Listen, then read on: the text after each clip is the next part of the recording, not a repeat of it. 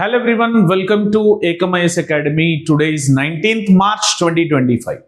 మనం ఈ పర్టిక్యులర్ వీడియోలో ఒక ఇంపార్టెంట్ టాపిక్ గురించి మాట్లాడుకోబోతున్నామండి, which is very important in the mains perspective. ప్రిలిమ్స్లో మోస్ట్ ప్రాబబుల్ ఛాన్సెస్ ఉండకపోవచ్చు, కానీ మెయిన్స్ సెగ్మెంట్లో ఈ పర్టిక్యులర్ కాన్సెప్ట్ నుంచి పక్కా క్వశ్చన్ వచ్చే ఛాన్స్ ఉందండి. మరి అదేంటో మీకు ఆల్రెడీ నా బ్యాక్గ్రౌండ్లో ఉన్న పిక్చర్ చూస్తే మీకు అర్థమైపోతూనే ఉంది. సో డిఫరెంట్ లాంగ్వేజెస్లో మ్యామ్ రాస్తూ ఉన్నారు బోర్డు మీద. Hindi language, Tamil, Malayalam, Telugu and rest of the లాంగ్వేజెస్లో రాస్తూ ఉన్నారు, బెంగాలీలో. అంటే yes, somewhere about we're going to discuss about languages or linguistic segments. And ఆ పర్టిక్యులర్ టాపిక్ వచ్చేసి linguistic secularism.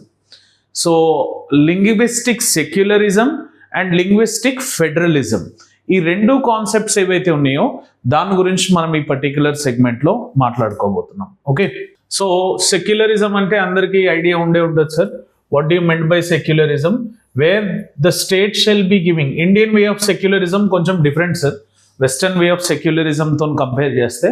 Indian way of secularism ఏంటంటే, Indian state would be giving equal amount of importance to all the religions under the secular nature.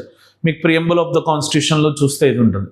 అదే western secularism తీసుకుంటే wear state does not intervene in to the religious matters అని ఉంటుంది. కానీ ఇక్కడ state does not have any religion, but state will give equal emphasis to all the religions. అది Indian way of secularism.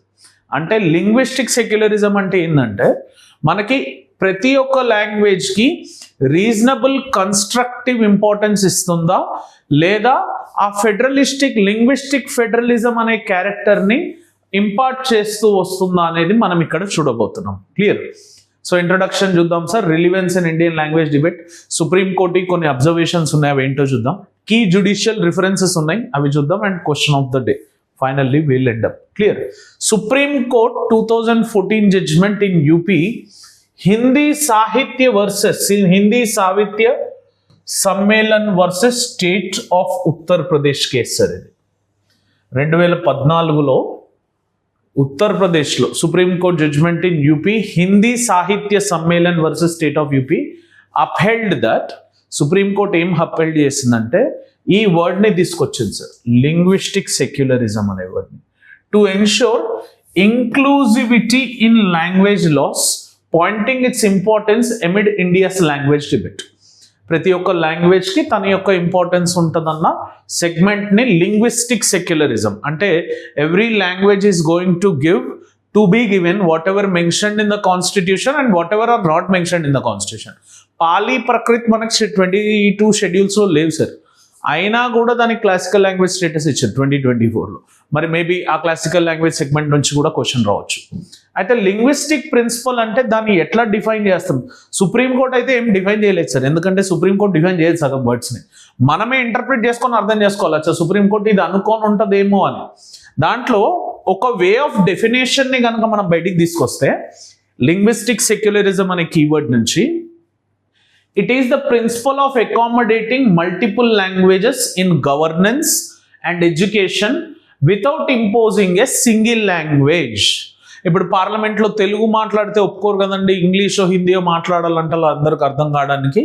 కానీ ఎందుకు మరి అక్కడ ఈక్వల్ ఇంపార్టెన్స్ ఇవ్వనట్టే కదా. అట్లాగే ఎడ్యుకేషన్ సిస్టంలో student should be given the opportunity of what language he wants to choose, and it balances regional linguistic aspirations as well as national integration. ఎందుకంటే India యొక్క unity in diversity అనే సెగ్మెంట్లో linguistic diversity is also going to play a crucial role as such. Clear? Relevance in India's language debate ఒకవేళ చూస్తే, తమిళనాడుస్ opposition మీకు already ఇది చాలాసార్లు తెలుసు. హిందీ బాగా తమిళియన్స్ మీద రుద్దడం జరిగింది, దానికి తమిళియన్ అపోజిషన్ అనేది చాలాసార్లు వచ్చింది. కాకపోతే ఈ పర్టిక్యులర్ నేషనల్ ఎడ్యుకేషన్ పాలసీ నుంచి ఇది ఇంకా ఎక్కువ అయిపోయింది. State government has criticised the national education policy for ఎలిజిడ్లీ imposing Hindi affecting the regional education growth. అంటే లోకల్గా వర్ణకులర్ లాంగ్వేజ్ వదిలేసి, దాని సెగ్మెంటల్ అప్రోచ్ వదిలేసి హిందీ ఎందుకు నేర్చుకోవాలి? హిందీ అఫీషియల్ లాంగ్వేజ్ అయితే ఉంది, కానీ it is not a national language as such. Clear? So union government stand ఏమంటుందంటే దీని మీద, it is committed to national education policy implementation without linguistic inclusivity as such. So ఈ రెండు అపోజిషన్లో ఉన్నాయి సార్. ఇది ఇప్పుడు తమిళనాడులోనే రైజ్ అయిన ఇష్యూ. మన దగ్గర తెలంగాణ, ఆంధ్రప్రదేశ్లో కనుక తీసుకుంటే, సరే ఇక్కడ కొద్దో గొప్ప మనకి హిందీ వచ్చు, టచ్లో ఉంటుంది కాబట్టి ఈ సెగ్మెంట్ పెద్ద డిస్కషన్లోకి రాదు. మీరు కర్ణాటక వెళ్తే మళ్ళీ హిందీ డిస్కషన్ వస్తుంది. కాకపోతే Karnataka people are not hesitated to speak Hindi and Maharashtra में హిందీతో బాత్ కరేంగే है ना. ఇంకా అటు వెళ్తున్న కొద్దీ Hindi has become most component. మరి ఇవన్నీ వస్తే మరి నార్త్ ఈస్టర్న్ స్టేట్స్లో మణిపూర్ సెగ్మెంట్ వాళ్ళలో ఉన్న ట్రైబల్ లాంగ్వేజెస్, ఆ లాంగ్వేజెస్ ఏమైతే ఉన్నాయో మంగోలాయిడ్ లింగ్విస్టిక్ గ్రూప్కి చెందిన లాంగ్వేజెస్, వాటి నుంచి కూడా అపోజిషన్ వచ్చే ఛాన్స్ ఉంది. ఇది తమిళనాడుకి యూనియన్ గవర్నమెంట్కి అయితే ఇప్పుడు నడుస్తున్న పెద్ద టస్సులు అండి. అయితే సుప్రీంకోర్టు అబ్జర్వేషన్స్ ఏం చేసిందో చూద్దాం సార్. కొన్ని observations, organic evolution of Indian laws ఒకవేళ తీసుకుంటే, court recognised that both law and language evolve organically ensuring flexibility in linguistic policies అన్న ఒక అబ్జర్వేషన్ తీసుకొచ్చింది. అంటే అది లాంగ్వేజ్ లాస్ ఏవైతే ఉన్నాయో అవి ఆర్గానిక్గా ఎవాల్వ్ కావాలి. In the sense they have to learn it organically, it should not be a forceful event అన్నట్టు ఆర్గానిక్ ఎవల్యూషన్ గురించి మాట్లాడుతుంది. అండ్ అకామడేటివ్ నాట్ రిజిడ్ అని చెప్తుంది సార్ సుప్రీంకోర్టు అబ్జర్వేషన్లో. Where Indian language laws were described as adaptable aimed at maintaining linguistic harmony and inclusivity. కానీ తమిళనాడు ఏమంటుందంటే అది national education పాలసీలో మాకు ఇంక్లూజివిటీ ఏం కనిపించట్లేదు, హార్మోనీ ఏం కనిపించట్లేదు, majority of the section Hindi speaking belts ఉన్నారు కాబట్టి దానికే బయాస్డ్ నేచర్గా ఇచ్చింది, అది అకామిడేటివ్గా లేదు, రిజిడ్గా ఉందని తమిళనాడు అపోజ్ చేస్తుంది. కానీ సుప్రీంకోర్టు అబ్జర్వేషన్ ఆపోజిట్గా ఉంది సార్ దీని అసల్లో. అదేమంటుంది, ఇది అకామిడేటివ్గా ఉంది, రుద్దడం ఏం లేదు, నచ్చితేనే నేర్చుకోండి అన్న సెగ్మెంట్లో ఇది ఉంది. నో ఇంపోజిషన్ ఆఫ్ లాంగ్వేజ్ అనేది ఒకటి. ఎవరి మీద కూడా ఎట్టి పరిస్థితుల్లో వాళ్ళ యొక్క రైట్ టు ప్రైవసీని భంగం కలిగిస్తూ, వాళ్ళ యొక్క ఫ్రీడమ్ ఆఫ్ స్పీచ్ని భంగం కలిగిస్తూ, వాళ్ళ యొక్క లిబర్టీని భంగం కలిగిస్తూ ఏ లాంగ్వేజ్ని కూడా ఇంపోజ్ చేయడం లేదు అన్న సుప్రీంకోర్టు అబ్జర్వేషన్ తీసుకుంటే, imposing a language against people could be a counterproductive and disruptive national unity as such, where the separatistic tendencies might again rise and boost up. Dravidian languages, Aryan languages అని separate tendencies boost అయ్యే chance ఉందని supreme court అబ్జర్వేషన్లో mention చేసింది. అది కాకుండా supreme court already mention చేసింది sir. Tamilians వాదన ఏంటంటే, ఈ బీజేపీ గవర్నమెంట్ కానీ సెంట్రల్ గవర్నమెంట్ కానీ నేషనల్ ఎడ్యుకేషన్ పాలసీ త్రూ హిందీని ఒక నేషనల్ లాంగ్వేజ్గా డిక్లేర్ చేయాలనుకుంటున్నారు అన్నది తమిళియన్స్ వాదన. కాకపోతే సుప్రీంకోర్టు ఏమంటుందంటే, Hindi is an official language, not a national language అంటుంది. అఫీషియల్ లాంగ్వేజ్ అంటే ఓవరాల్గా ఒక లాంగ్వేజ్లో ఒక డాక్యుమెంటేషన్ రిలీజ్ అవ్వాలి లోకల్ లాంగ్వేజ్లో. కాబట్టి the Constituent Assembly comprised led to Hindi being the official language but not the national language, recognizing India's linguistic diversity as such. మనకి మున్షి అయ్యంగార్ ఫార్ములా అనేది ఉంటుంది సార్, అది ఒక్కసారి చూసుకోండి. మేబీ ఈ పర్టిక్యులర్ సెగ్మెంటే క్వశ్చన్లో ఇచ్చేసి Munshi Ayyangar formula is associated to which of the following considerations. ఆ మున్షి అయ్యంగార్ ఫార్ములా నుంచి క్వశ్చన్ వచ్చే ఛాన్స్ ఉంటుంది. And right to choose medium of instruction sir. ఎక్కడ కూడా సుప్రీంకోర్టు ఏమంటుందంటే, it has upheld that right to education under article 21A includes freedom to choose the language of instruction, preventing the state imposition as such.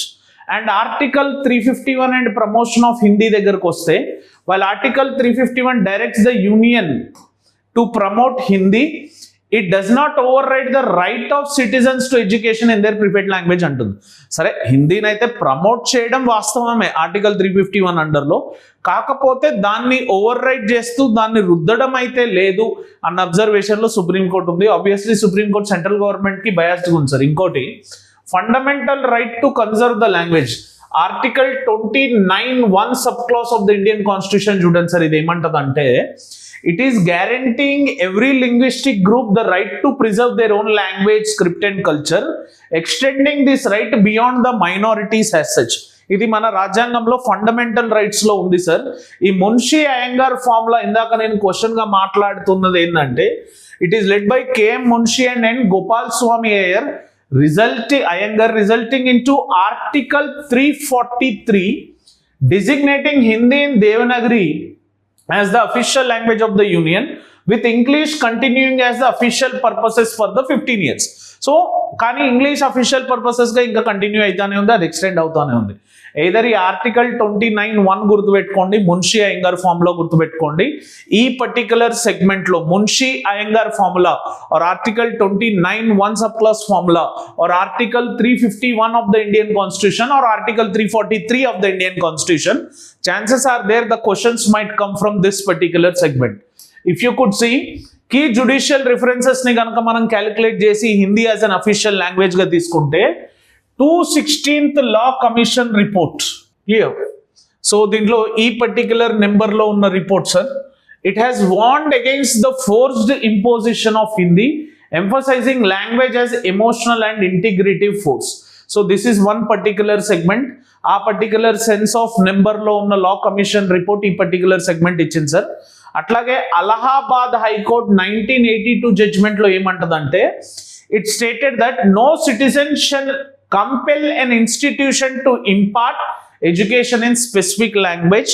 ఇది already supreme court ఇచ్చింది, as well as ఈ particular judgment కూడా ఇచ్చింది. State of Karnataka versus associated management 2014 affirmed the right of students and parents to decide the medium of instruction. There shall no compulsion of the medium which shall be rubbed on it, let it be English, Hindi or any other regional languages as mentioned. US Supreme Court Pierce versus Society of Sisters 1924 law referenced by Supreme Court to highlight that child's education is not solely the state's prerogative but also the responsibility of those who nurture them అన్న segment ని supreme court US లో జరిగిన దాన్ని తీసుకొని consideration గా ఒక segment ని తీసుకొని వచ్చింది. సో ఇట్లా ఈ కీ జుడిషియల్ రిఫరెన్సెస్ నుంచి మనకి ఏం అర్థం అవుతుందంటే, you have all the right to Liberty of considering the medium of language whichever you felt necessary. Clear? So here's question chudandi sir, what do you understand by the term called as linguistic secularism, how it is different from the other secularistic features and discuss its significance. ఇది ఈ రోజు సంబంధించిన mains question sir. ఇది మెయిన్స్లో GS paper 2లో కానీ GS paper 1లో కానీ, ఎందుకంటే ఫస్ట్లో సెక్యులరిజం అనే వర్డ్ ఉంది కదా, దానిలో లింగ్విస్టిక్ సెక్యులరిజం మీద క్వశ్చన్ అడిగే ఛాన్స్ ఉంది. హోప్ఫుల్లీ అందరికీ ఈ వీడియో నచ్చినట్టయితే లైక్ చేయండి and also share this video and subscribe to ఏకమేస్ academy channel and click on the bell icon for the continuous notifications. Thank you for watching this video. Have an awesome day. జై హింద్.